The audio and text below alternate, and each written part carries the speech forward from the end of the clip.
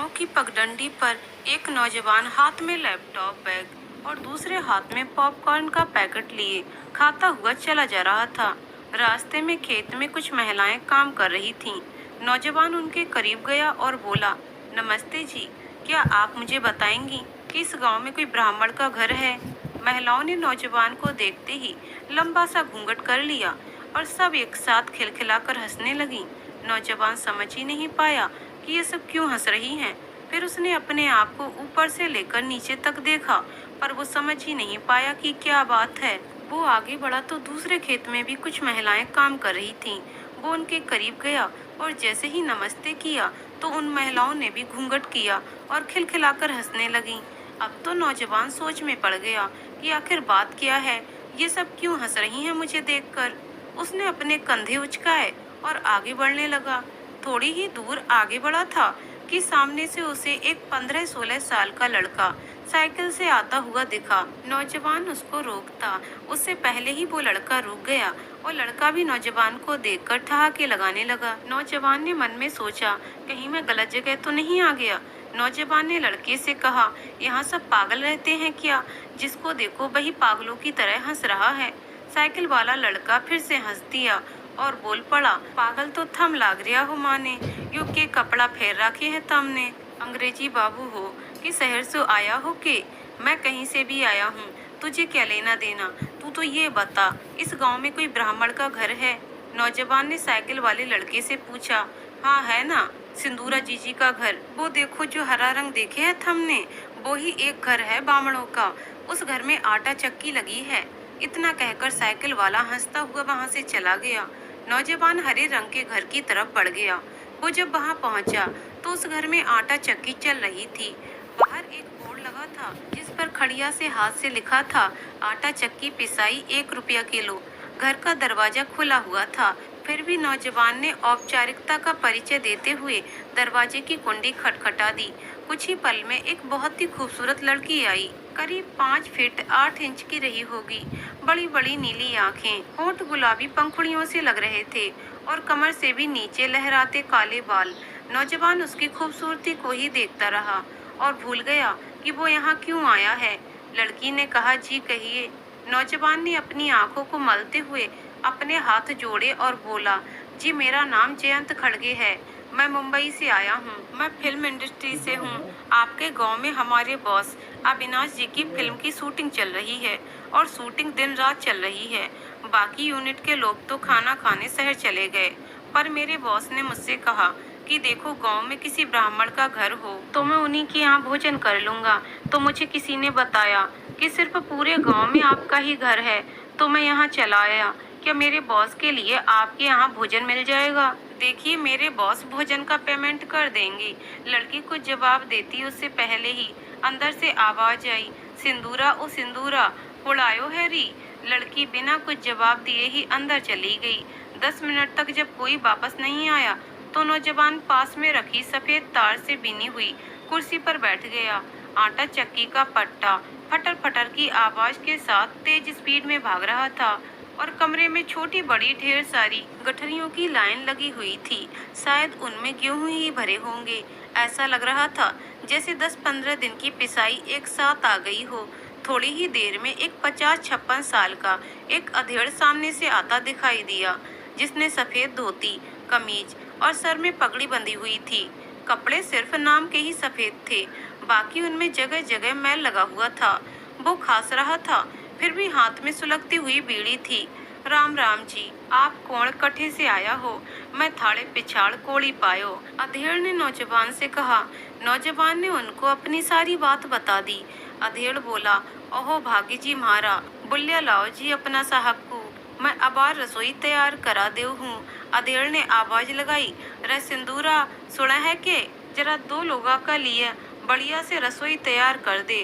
नौजवान बोला, मैं अभी थोड़ी देर में अपने साहब के साथ आता हूँ। सिंदूरा पढ़ी लिखी थी, पर बेचारी के माँ नहीं थी। लगभग 26 साल की ही थी। बाहर जा नहीं सकती थी क्योंकि उसके पिता गांव छोड़कर बाहर जाने को तैयार नहीं थे। पिता के कहने पर उसने भोजन बना दिया था।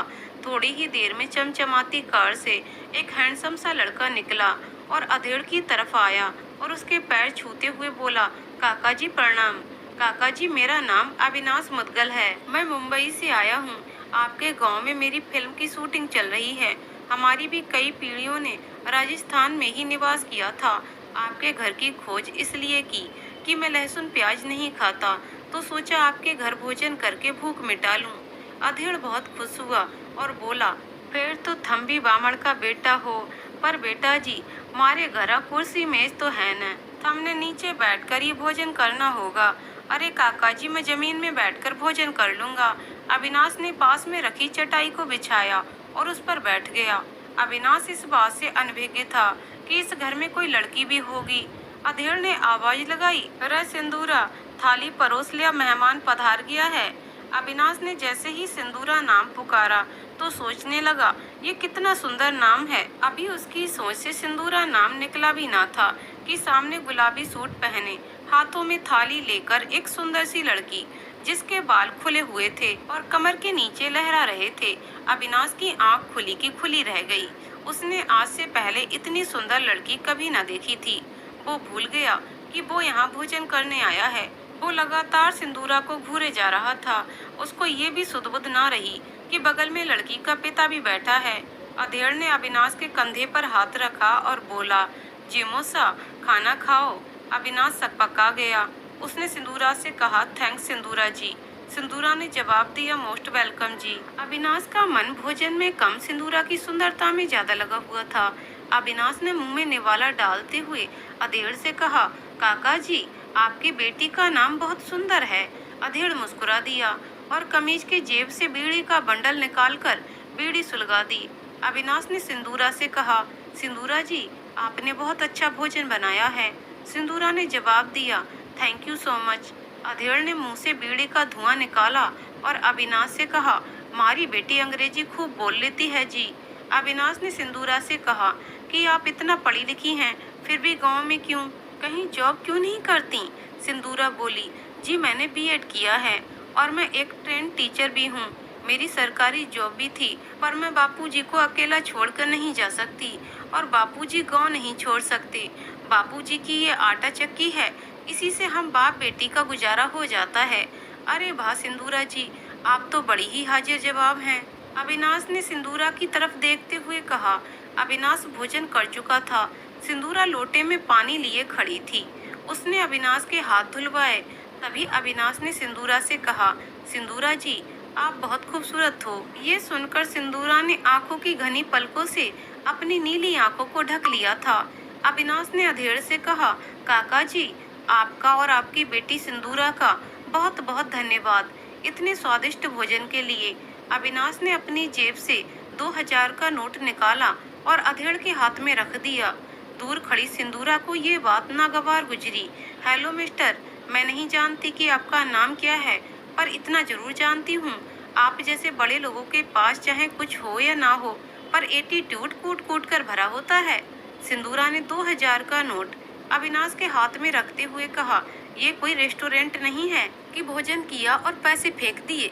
इतना कहकर वो और अंदर चली गई। अविनाश अचंभित रह गया और सिंदूरा की कही बात पर खिसिया भी गया। 2 मिनट में सिंदूरा फिर अंदर से बाहर आ गई। अविनाश ने उससे कहा, मुझे माफ करिएगा, मैंने तो सिर्फ इसलिए पैसे दिए थे कि मुझे तो यहाँ 2-3 दिन रुकना है। अगर बुरा ना लगे तो क्या मैं जब तक यहाँ रहूँ आपके हाथ का भोजन कर सकता हूँ? सिंदूरा कुछ न बोली, लेकिन अधेड़ कहने लगा, ये थारा ही घर है जी, रोज दोनों वक्त इट्टे ही जीमो। अविनाश ने धन्यवाद किया और सिंदूरा की तरफ मुस्कुराकर बाहर निकल गया। आज तो सिंदूरा ने बिना कहे ही भोजन तैयार कर लिया और अविनाश का इंतजार करने लगी। सिंदूरा बेटी, मेरे मन में एक बात आ रही, बोलूं के? अधेड़ ने अपनी बेटी सिंदूरा का हाथ पकड़ते हुए कहा, हाँ बापूजी, बोलो, कोई बात है? सिंदूरा ने अपने पिता से कहा, बेटी मैं सच कहूँ कि तू फिर से नौकरी कर ले, मैं चला चलूं थारे साथ। कब तक या चाकी के आगे आपड़ों माथों दुखाती रहेगी? सच बापूजी, सिंदूरा ने खुश होते हुए कहा। वो आगे कुछ बोलती, उससे पहले अविनाश की गाड़ी की आवाज सुनाई दी, जो लगभग दरवाजे पर रुक चुकी थी। काका जी प्रणाम। अविनाश ने अधेड़ के पैर छूते हुए कहा और सिंदूरा से हेलो किया। आज तो सिंदूरा ने काला सूट, उसके ऊपर लाल दुपट्टा ओढ़ रखा था। अविनाश फिर से सोचने लगा, भला कोई इतना सुंदर कैसे हो सकता है। अधेड़ ने कहा, आओ जी बिराजो। अविनाश का ध्यान अब अधेड़ पर था। अधेड़ ने कहा, आज थारे वास्ते रसोई तो बड़ी कोन्या, पर कोई बात ना जी, मारी लाडो अबार झट से रसोई तैयार कर देवेगी। पर काका जी, आज तो हम भोजन करने आया ही नहीं है। मैं तो आपसे कुछ माँ, पर मैंने तो आपके लिए खाना बना लिया। सिंदूरा ने अविनाश की बात बीच में ही काट दी। अगर ऐसा है तो लगा दीजिए, वैसे भी कोई ये रेस्टोरेंट तो है नहीं कि टाइम बे टाइम भोजन नहीं मिलेगा। इतना कहकर अविनाश और सिंदूरा दोनों हंसने लगे। सिंदूरा अंदर चली गई। के मांगने आए हो जी, मेरे पास तो कुछ भी ना है। हाँ, शेर दो शेर आटो दे सकूं हूँ। इतना कहकर अधेड़ ने जेब से बीड़ी का बंडल निकाला और बीड़ी सुलगा के हंसने लगा। काका जी, मैं आपसे सिंदूरा का हाथ मांगने आया हूँ। क्या मैं सिंदूरा को अपना जीवन साथी बना सकता हूँ? अधेड़ अचंभित हो देखने लगा। उसके पास कहने के लिए शब्द नहीं थे। मैं इस काबिल ना हूँ जी कि अपनी बेटी को ब्याह थारे से कर सकूं। मैं बहुत गरीब हूँ जी, और 2 टाइम की रोटी भी बड़ी मुश्किल से मेरी लाडो दिन रात या चक्की के आगे आपड़ो माथो फोड़े, जब जाकर घर में चूल्हा जले है। ना जी ना, मैं तो करनो तो दूर सोच भी कोड़ी सकूं। पर काका जी, आप चिंता ना करें, मैं आपसे सिर्फ सिंदूरा को मांग रहा हूँ, दहेज नहीं। आप तो हाँ कर दो, फिर तो सारा कुछ मैं ही करूँगा, और आपको भी यहाँ अकेला नहीं छोड़ूंगा। आप भी मेरे साथ मुंबई चलेंगे। अविनाश ने अधेड़ को समझाते हुए कहा। इतने में सिंदूरा थाली लेकर आ गई। उसने थाली अविनाश के सामने रख दी। सामने अविनाश का असिस्टेंट जयंत खड़गे खड़ा था। अरे जयंत जी, आपने कल भी भोजन नहीं किया था, आप भी बैठिए ना, मैं अभी थाली लगाकर लाई। अविनाश ने मुड़कर जयंत को देखा तो जयंत सिंदूरा की तरफ हाथ जोड़े और गाड़ी में जाकर बैठ गया। अधेड़ ने कहा, आप तो जीमो, खाओ, मैं सिंदूरा से बात करके थाड़े काल बता देवेंगो। के बात है बापूजी, सिंदूरा ने अपने पिता से कहा।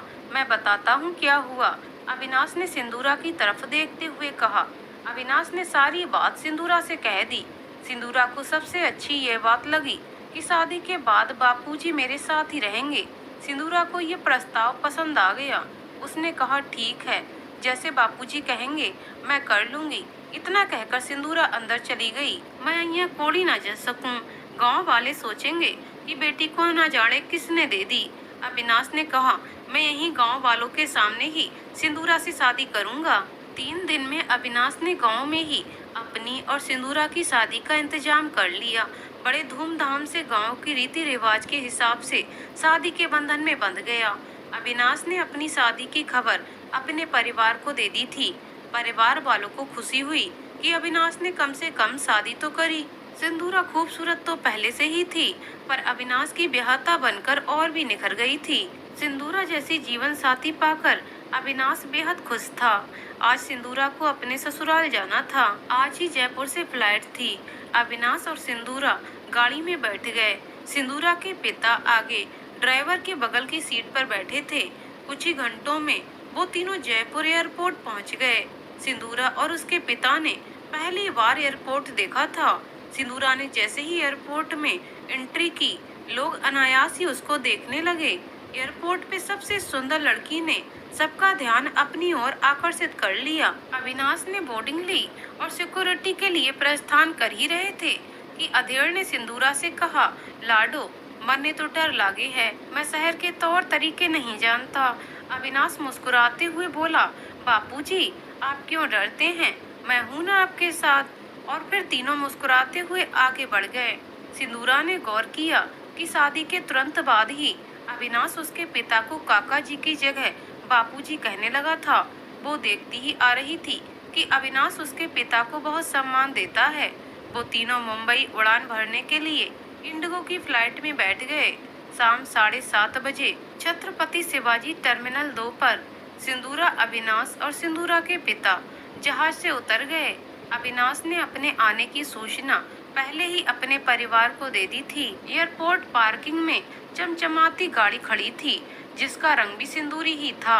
अविनाश की माँ ने ये गाड़ी सिंदूरा को मुंह दिखाई में देने के लिए खरीदी थी। सिंदूरा लगेज बेल्ट के पास अविनाश के साथ खड़ी थी। जिस तरह जयपुर एयरपोर्ट पर लोग सिंदूरा को देख रहे थे, उससे भी कहीं ज्यादा लोग यहाँ सिंदूरा की खूबसूरती को निहार रहे थे। कुछ लोग तो सिंदूरा को देखने में इतने मस्त थे कि उनका सामान बेल्ट पर उनके सामने ही आगे निकल गया और वो सामान नहीं उतार सके। सबसे पहले अविनाश ने अपने ससुर को गाड़ी में आगे की सीट पर बैठा दिया। पीछे बैठी सिंदूरा ने अविनाश से कहा, मुझे बड़ा डर लग रहा है, मैं कैसे एडजस्ट कर पाऊंगी खुद को आपकी फैमिली में। मैं आप लोगों के तौर तरीके भी नहीं जानती, आपका रहन सहन और भी बहुत कुछ सब मेरे लिए बहुत अलग होगा। अविनाश ने सिंदूरा के हाथों को अपने हाथों में लिया और कहने लगा, सिंदूरा तुम तो बेकार में इतना सोच रही हो, ऐसा कुछ भी नहीं है। एक बार तुम मेरी फैमिली से मिलकर तो देखना, तुम्हें अपनी पलकों पर बैठा कर रखेंगे। और फिर मैं किस लिए हूँ, मैं तुम्हारा हर कदम कदम पर साथ दूंगा। सिंदूरा के पिता को ऐसा लग रहा था जैसे वो जन्नत में आ रहा हो। सोच रहा था मरने के बाद लोग इसी स्वर्ग में आते होंगे। सिंदूरा बस 5 मिनट में तुम्हारे सपनों का महल आने ही वाला है। अविनाश ने सिंदूरा से कहा। सिंदूरा के दिल की धड़कनें तेज हो गईं। अविनाश की गाड़ी बंगले में जैसे ही पहुंची तो सिंदूरा ने देखा एक सफेद रंग का महल सिंदूरी लाइटों से जगमगा रहा था। पूरे लॉन में लाल लाल झालरें हरे हरे पौधों पर जगमगा रही थीं। गाड़ी पोर्च में रुकी तो सिंदूरा की धड़कनें धौंकनी की तरह ऊपर नीचे हो रही थीं। अविनाश ने उसकी नरम कलाइयों को अपने मजबूत हाथों से दबाकर सांत्वना दी। अविनाश की माँ, 2 छोटी बहनें और पिता दरवाजे पर सिंदूरा के स्वागत के लिए खड़े थे। अविनाश की माँ पूजा की थाली लिए जिसमें गुलाब की पंखुड़ियों के बीच दिया टिमटिमाते हुए इस घर की नई नवेली दुल्हन के स्वागत करने का इंतजार कर रहा था। कार से अविनाश उतरकर सिंदूरा की साइड आया और कार का दरवाजा खोलकर सिंदूरा को उतारने के लिए अपना दाहिना हाथ आगे बढ़ाया। सिंदूरा ने अपना बायां हाथ अविनाश की तरफ बढ़ा दिया। सिंदूरा का पहला कदम जैसे ही कार के बाहर पड़ा, पूरे फर्श पर लाल गुलाब की पंखुड़ियों ने उसके पांव को अपने कब्जे में कर लिया। सिंदूरा और अविनाश दरवाजे की ओर जैसे जैसे आगे बढ़ रहे थे, वैसे वैसे अविनाश की फैमिली उत्साहित हो रही थी। अविनाश और सिंदूरा के पीछे सिंदूरा के पिता चल रहे थे, जो शायद अविनाश के परिवार को नजर नहीं आ रहे थे।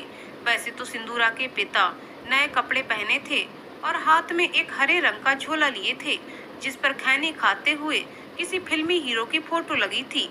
नए कपड़ों से भी उनकी गरीबी झांक झांक कर इस सिंदूरमयी महल को देख रही थी। गरीब कभी कभी यदि नए कपड़े पहन भी लें तो भी वो अमीर नहीं बन जाता। उसकी गरीबी उसके चेहरे के हाव भाव से झलक की जाती है। और यदि अमीर आदमी फटी जीन्स भी पहने हो तो उसकी अमीरी घुटनों से झांकती हुई नजर आती है। अविनाश की माँ ने दोनों को तिलक किया और आरती उतारी तो जलता हुआ दिया जैसे ही सिंदूरा के चेहरे के पास पहुंचता तो सिंदूरा की खूबसूरती पर मर मिटता। अविनाश की दोनों बहनों और पिता ने गुलाब की लाल पंखुड़ियों की बौछार सिंदूरा पर कर दी। अविनाश की माँ बोली, अविनाश तू तो पूरा का पूरा चांद ही इस कोठी में ले आया। फिर सभी लोग खिलखिलाकर हंस पड़े। सिंदूरा पलके झुकाए थी। दोनों लोग माता पिता के आशीर्वाद के लिए जैसे ही माता पिता के कदमों में झुके तो अविनाश की दोनों बहनों को सामने वो अधेड़ दिखाई दिया। दोनों एक साथ बोली, अरे भाभी, आप तो बूढ़ा नौकर भी साथ लाई हो। ये सुनकर सिंदूरा के पिता के हाथों से झोला नीचे गिर गया। सिंदूरा अभी उनके पैरों को छू भी नहीं पाई थी कि उसका कलेजा फट गया। वो तमतमाती हुई उठी और अविनाश की बहनों की तरफ चिल्लाते हुए बोली, माइंड योर लैंग्वेज, जरा जुबान संभाल कर बात करो। वो नौकर नहीं, मेरे बापूजी हैं। बापूजी, तुम लोगों को बात करने की तमीज नहीं है। ये संस्कार दिए हैं तुम लोगों को तुम्हारे माता पिता ने। सिंदूरा का ये प्रहार सीधे अविनाश के माता पिता को जाकर लगा था। सिंदूरा ने 4 कदम पीछे जाकर अपने पिता को गले से लगाया, जिनकी आंखों से आंसुओं की धार बह रही थी। वाह अविनाश जी वाह, अभी 10 मिनट पहले कार में क्या कह रहे थे? आप मेरी फैमिली से मिलना, तुम्हें पलकों पर बिठाकर रखेंगे। ये फैमिली है आपकी। आपने ये बात क्यों छिपाई अपने परिवार से कि मैं और मेरे पिता बहुत गरीब हैं और मेरे पिता भी मेरे साथ यहाँ आ रहे हैं? अरे हम गरीब ही सही, पर इज्जत बहुत कमाई है और मेरे बापूजी ने मुझे सुख सुविधाओं से वंचित रखा तो क्या हुआ, पर हम गरीब किसी का मजाक नहीं उड़ाते। वह अविनाश जी वह, आपने सुनहरे सपने दिखाकर अंधेरे कुएं में डाल दिया। ये आपके महल की चौखट मुझे कचोट रही है। अब मैं इस दहलीज के उस पार गई तो न जाने मेरा भविष्य मुझे कहाँ ले जाएगा। वैसे भी हमारे बीच पति पत्नी जैसा कुछ नहीं रहा है। मैं आपसे माफी चाहती हूँ और इस रिश्ते को इसी वक्त गुमनाम करती हूँ। अविनाश ठगा ठगा सा रह गया। सिंदूरा जी, ये आप क्या कह रही हो? इतनी छोटी सी बात के लिए आप इतना बड़ा कदम कैसे उठा सकती हो? सिंदूरा एक बार फिर से भड़क गई। ये छोटी सी बात है? एक पिता का अपमान बेटी के सामने ये अनजाने लोग कर रहे हैं। ये छोटी बात है? ये अपमान मैंने आपके पिता का किया होता तब भी आपके लिए ये छोटी सी बात होती। सिंदूरा का पिता आगे बढ़ा और सिंदूरा का हाथ पकड़कर बोला, ये क्या कह रही है तू लाडो? पागल होगी है के? इसमें के बेइज्जती की बात है? गरीब बेटी का बाप तो नौकर ही हुआ करे है। इसमें के गलत बोली है तेरी नंदसा? यहाँ की छोटी छोटी बातों का बुरा नहीं मान्या करे। और फिर आपड़ा जवाई सा तो तैने कुछ ना बोल लिया। सिंदूरा थोड़ी शांत हुई तो अविनाश की माँ ने कहा, तेरी नंदे नादान है सिंदूरा। उनकी तरफ से मैं तुझसे माफी मांगती हूँ। मैं ये जानती हूँ कि उनसे गलती हुई है, पर ये भी सच है कि ये गलती उनसे जानबूझकर नहीं हुई है। अविनाश की दोनों बहनें सालू और मालू भी आगे बढ़ी और सिंदूरा के पिता के पैरों में गिरकर बोली, अंकल जी हमें माफ कर दीजिए, हमने आपका दिल दुखाया हो तो। अविनाश ने सिंदूरा से कहा, चलो अंदर और भूल जाओ सब कुछ जो कुछ अनजाने में हुआ। अविनाश के पिता ने सिंदूरा के पिता के आगे हाथ जोड़े और कहा, आप हमारे रिश्तेदार हैं, हमारे समधी हैं। हम लोगों से जो अपराध हुआ उसके हम आपसे माफी मांगते हैं। और हमारी सिंदूरा वह भी गलत नहीं है। कोई भी बेटी भला अपने पिता के बारे में अपशब्द कैसे सुन सकती है भला? अविनाश के पिता ने सिंदूरा के सर पर हाथ रखते हुए कहा, मुझे गर्व है अपनी बहू पर, जिसने पहले ही दिन इतना साहस दिखाया कि आगे के लिए आगाह कर दिया कि उसके पिता को कोई कुछ कह ना सके। सालू और मालू ने सिंदूरा से कहा, हमें माफ कर दो भाभी, इतनी सुंदर भाभी गुस्से में जरा भी अच्छी नहीं लगती। और हम दोनों तो आपकी छोटी बहनों की तरह हैं। और आप देखना, हम तीनों बहुत अच्छी फ्रेंड्स भी बहुत जल्दी बन जाएंगे। सिंदूरा को अब न जाने क्यों अपने किए पर पछतावा होने लगा और वो सास ससुर के पैर छूने के लिए झुक गई। अविनाश और पूरे परिवार में एक बार फिर से खुशी का माहौल बन गया। अविनाश ने हंसकर सिंदूरा से कहा, अब तो अंदर चलो मेरी झांसी की रानी। सभी लोग डाइनिंग टेबल पर बैठे थे। अविनाश की माँ ने अपने हाथों से सिंदूरा के मुंह में खीर से भरा चम्मच लगाया और सालू मालू ने एक एक निवाला सिंदूरा को खिलाया। सिंदूरा के पिता ने कहा, थे लोग भी इसने माफ कर दियो।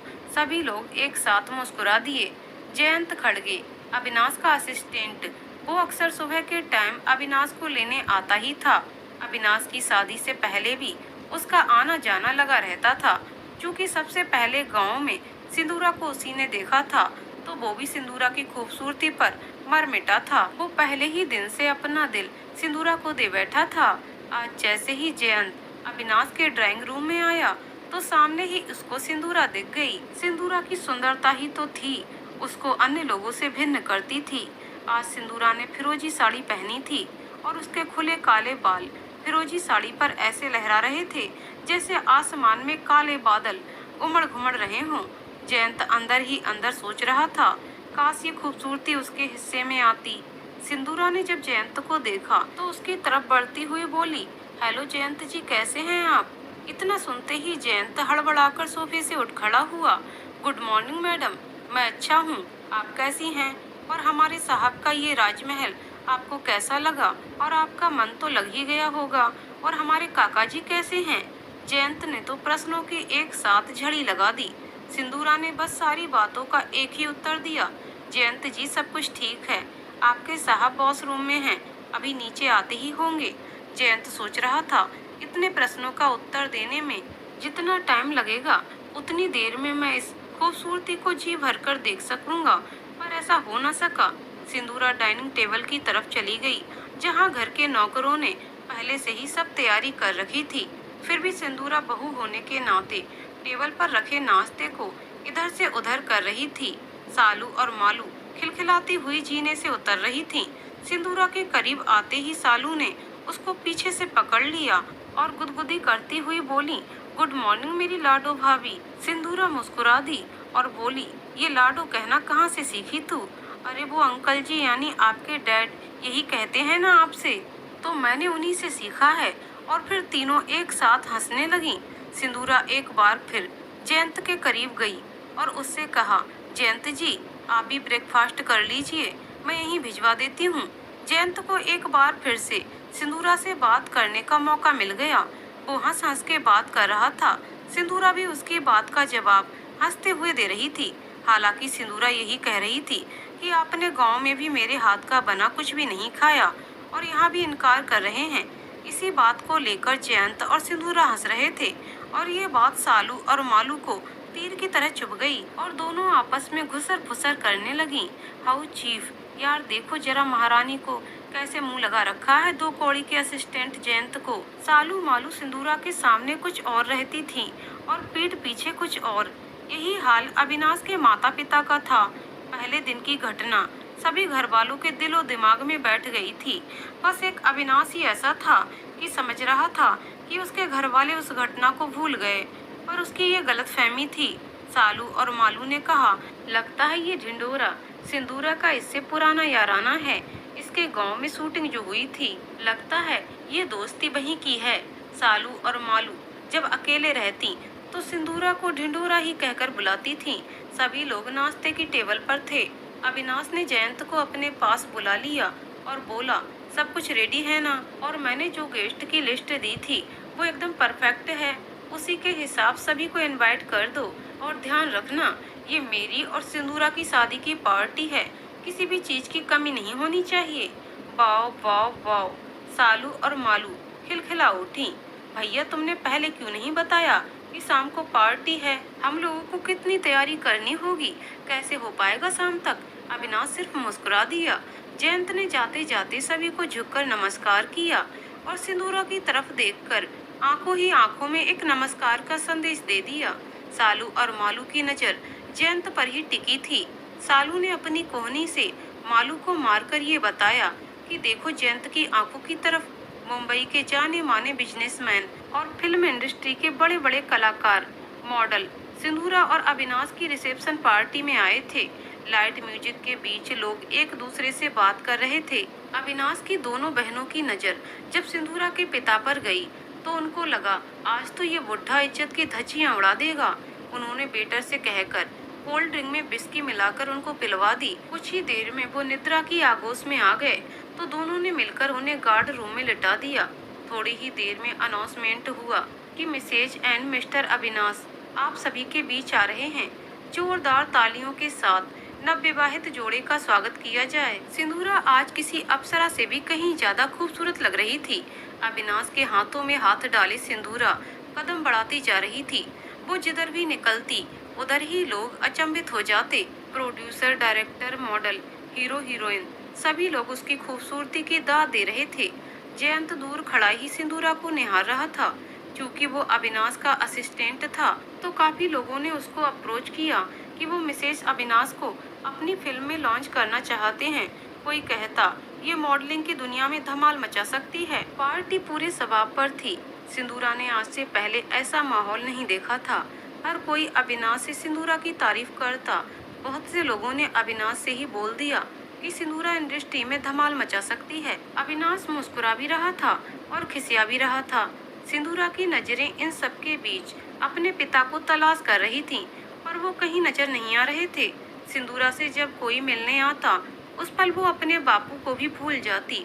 देर रात जब पार्टी खत्म हुई तो सभी घर वाले लॉन से अंदर की तरफ जा रहे थे। सिंदूरा ने अविनाश से कहा, अविनाश जी, बापूजी कहीं नजर नहीं आ रहे, कहीं वो बंगले से बाहर तो नहीं चले गए? अविनाश ने कहा, रुको मैं गार्ड को फोन करता हूँ। तभी सालू और मालू एक साथ बोली, हाँ अविनाश भैया, हमने उनको गार्ड रूम के बाहर स्मोकिंग करते हुए देखा था। अविनाश ने गार्ड से फोन पर बात करी तो गार्ड ने बताया कि बहुरानी के पिताजी मेरे रूम में न जाने कब से सो रहे हैं। अविनाश ने सिंदूरा से कहा, सिंदूरा तुम अंदर चलो, मैं बापूजी को लेकर आ रहा हूँ। गार्ड की सहायता से अविनाश सिंदूरा के पिता को ड्राइंग रूम तक ले आया। सिंदूरा अपने पिता को देखकर परेशान होते हुए उनके करीब आ गई और उनको पकड़ते हुए अविनाश से पूछने लगी, क्या हुआ है बापूजी को? अविनाश ने कहा, कुछ नहीं हुआ, थक गए होंगे इसलिए नींद आ गई होगी। अरे नहीं सिंदूरा भाभी, अंकल जी थके नहीं हैं, बल्कि जरूरत से ज्यादा ड्रिंक कर ली है और कुछ नहीं। भैया क्या आप भी भाभी से कहते क्यों नहीं कि अंकल ने कुछ ज्यादा ही चढ़ा ली। जर सर तब सालू, कुछ भी बोले जा रही हो, मेरे बापूजी तो जानते भी नहीं कि ये शराब क्या होती है और तुम कह रही हो जरूरत से ज्यादा चढ़ा ली। बोलने से पहले सोच तो लेती कि क्या बोल रही हो। यू सटअप सिंदूरा, सालू सही कह रही है कि इन्होंने जरूरत से ज्यादा ड्रिंक कर रखी है। मैं तुम्हें बताना नहीं चाहता था कि तुम परेशान हो जाओगी, लेकिन तुम तो बिना सच्चाई जाने ही सालू पर भड़क रही हो। हर बार तुम ही सही नहीं हो सकती।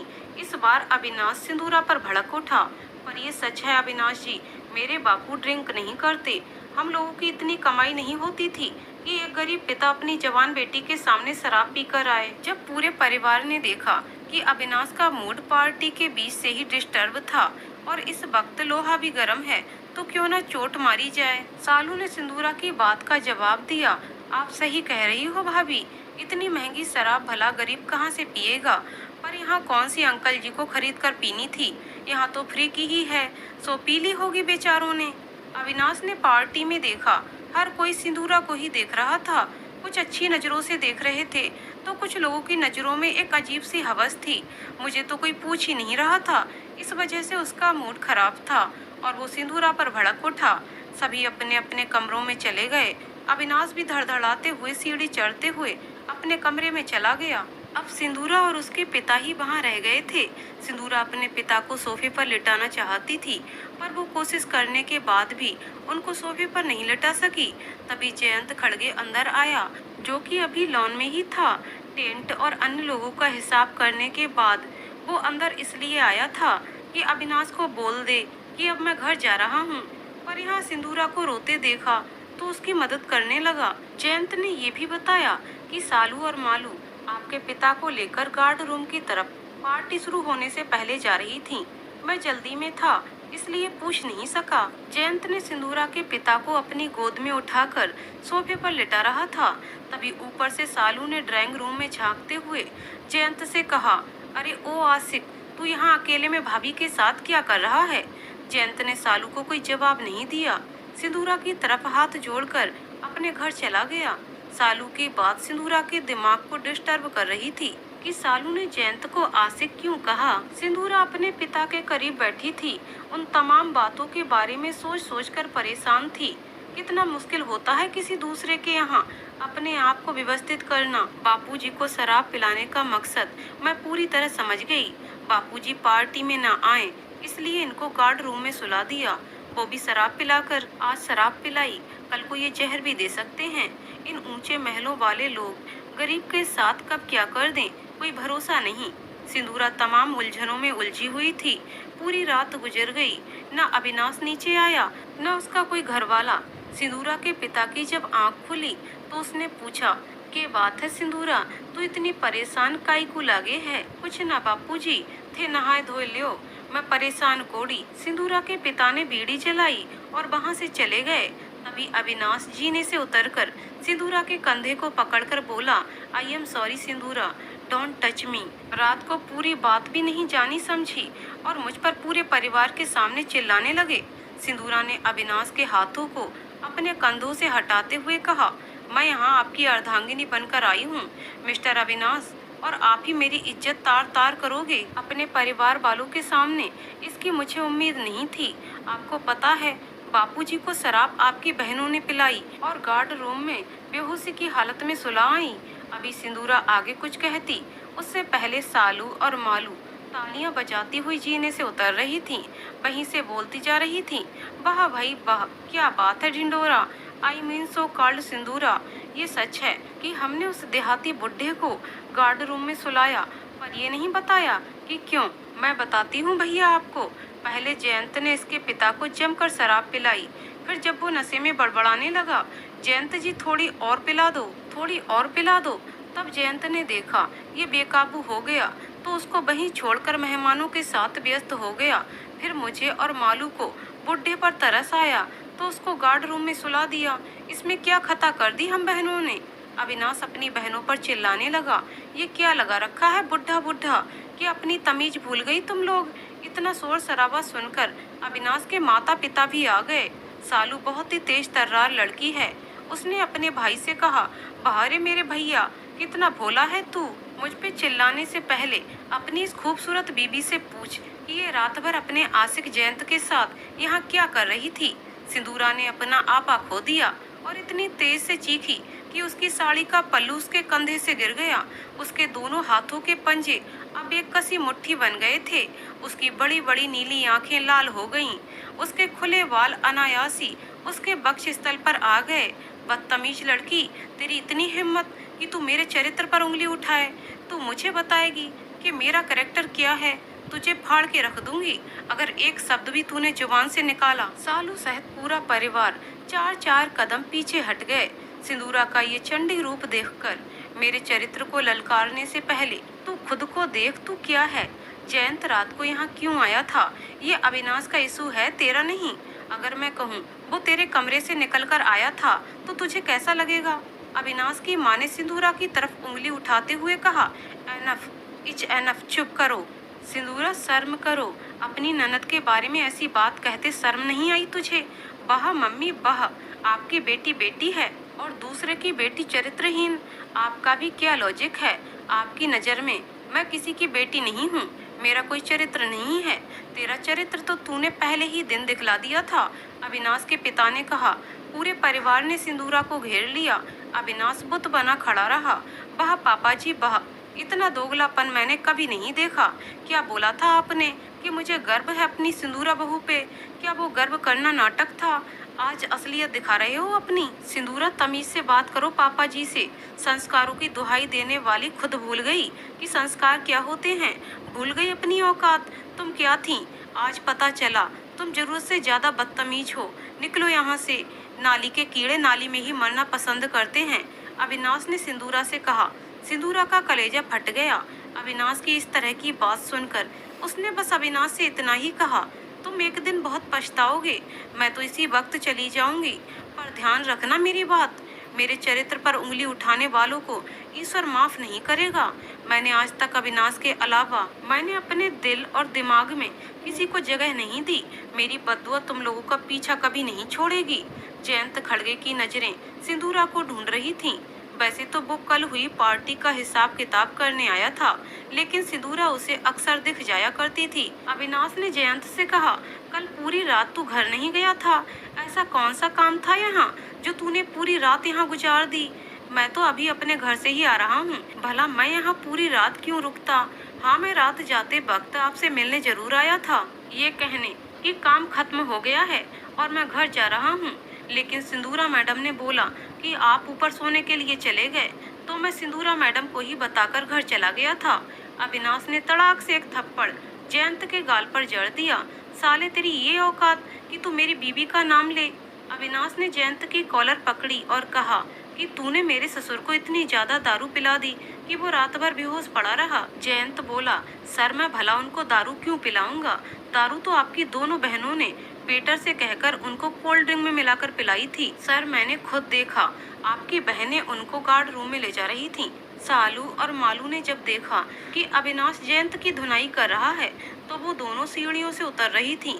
दबे पांव वापस जाने लगीं। अविनाश ने उन दोनों को देख लिया था, पर जयंत के सामने कुछ न बोला। आज के बाद कभी इस तरफ न आना, आज से तेरी नौकरी खत्म। अविनाश ने जयंत की कॉलर पकड़ के उसे धकेल दिया। जयंत ने जाते वक्त सिक्योरिटी गार्ड से पूछा, कोठी में सब ठीक तो हैं?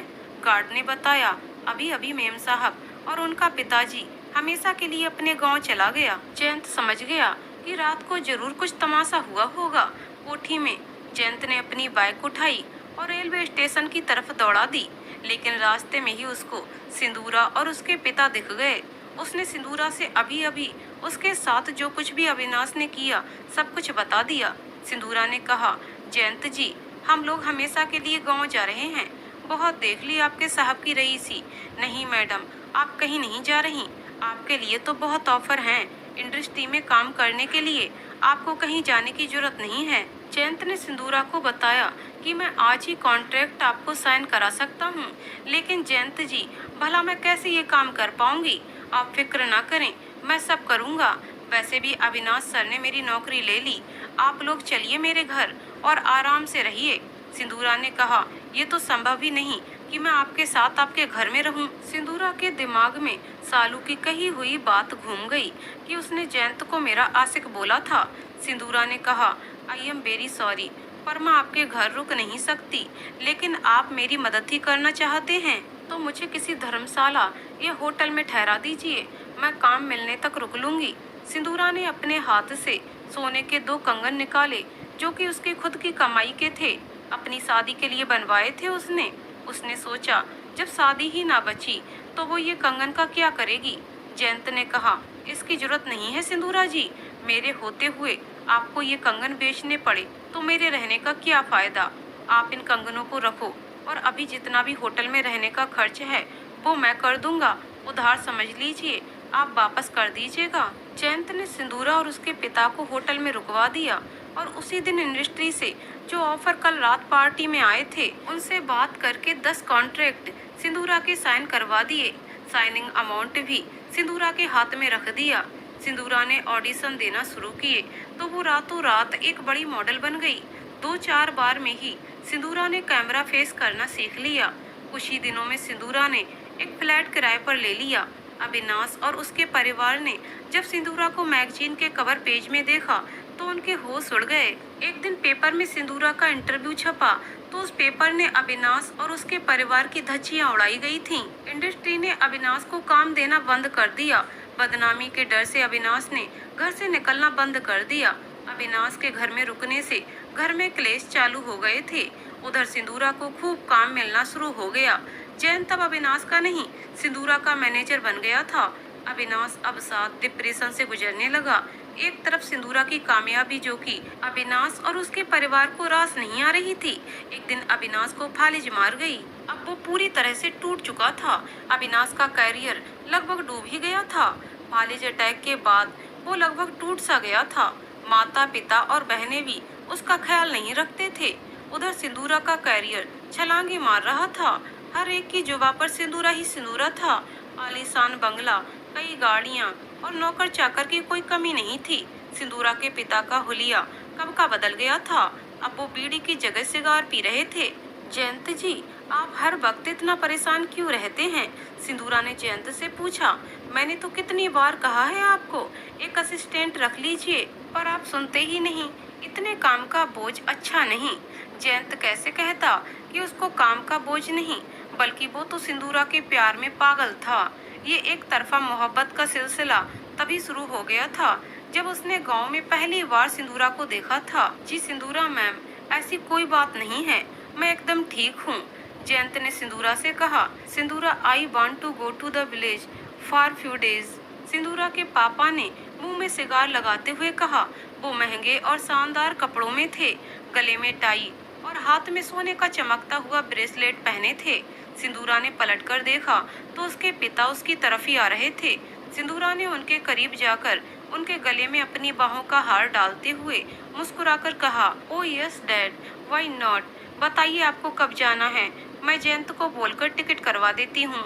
और अगर आपको वाई रोड जाना है तो कभी भी जा सकते हैं। सालू और मालू जब एक एक पैसे को तरस गईं, तो बिग बाजार में सेल्स गर्ल्स की नौकरी ज्वाइन कर ली। अविनाश के इलाज में लाखों रुपए का खर्च था तो उसको अपना बंगला भी बेचना पड़ गया। अविनाश के माता पिता वृद्धा आश्रम में जीवन बिता रहे थे। सालू मालू को जो भी सैलरी मिलती वो सारी की सारी पीजी की फीस भरने में ही चली जाती। अविनाश अपाहिज था। दिन रात हॉस्पिटल में सिंदूरा को याद करके रोता रहता था। पश्चाताप के आंसुओं से दिन रात उसका दिल भीगता रहता। बार बार एक ही बात उसके दिमाग में आती, मैं किसी गरीब लड़की का सहारा न बन सका। अविनाश के माता पिता दिन रात वृद्धा आश्रम में भूखे प्यासे पड़े रहते। उनकी दशा पागलों की तरह हो गई थी। जो रूखा सूखा मिल जाता वही खा लेते और दिन रात पश्चाताप की आग में जल रहे थे। अविनाश की माँ कहती, तुम मानो या ना मानो, ये सब उस सिंदूरा की बददुआ ही है जो हमारा परिवार उजड़ गया। हमने उसकी जिंदगी में जो जहर घोला ये उसी का नतीजा है। जयंत ने आज हिम्मत कर ही ली और सिंदूरा से मौका पाकर अपने प्यार का इजहार करने का।